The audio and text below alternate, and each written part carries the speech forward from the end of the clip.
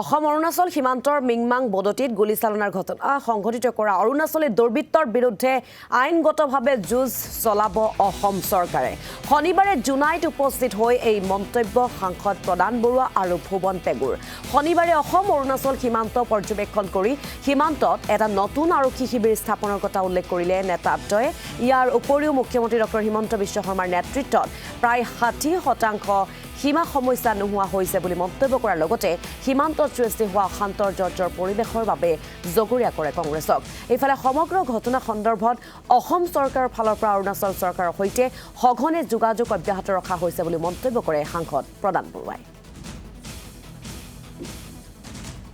চৰকাৰৰ ফালৰ পৰা প্ৰশাসনৰ ফালৰ পৰা সম্পূৰ্ণভাৱে প্ৰেছাৰ আমি দি আছোঁ আৰু আজিও আমি বদতি গাঁৱত গৈ ৰণোজ পেগু ডাঙৰীয়া আমাৰ ভুৱন পেগু ডাঙৰীয়া আমি কি কয় পৰমা চাইঙীয়া ডাঙৰীয়া আমাৰ জিলাৰ আয়ুক্ত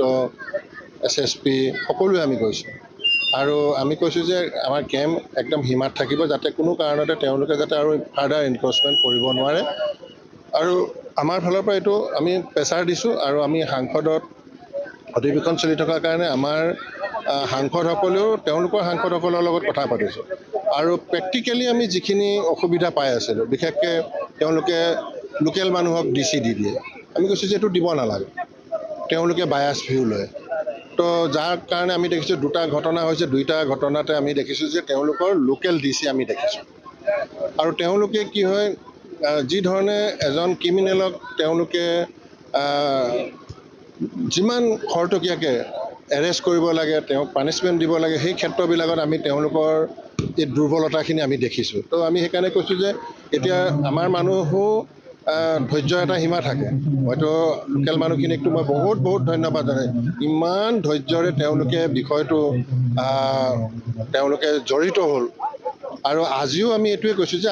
আমাৰ যুদ্ধ শেষ হোৱা নাই কিন্তু আমাৰ যুদ্ধ হ'ব আইনগতভাৱে আৰু আমি আইনগতভাৱে আমাৰ যিটো নামচাই ডিক্লেৰেশ্যন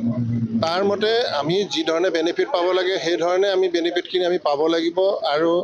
সেইটোৱে আমাৰ প্ৰিন্সিপল গতিকে অসম অৰুণাচল ভাগ কৰোঁতেই যিটো সমস্যা সমাধান কৰিব লাগিছিলে সেই সময়ত কংগ্ৰেছ চৰকাৰবোৰে নকৰিলে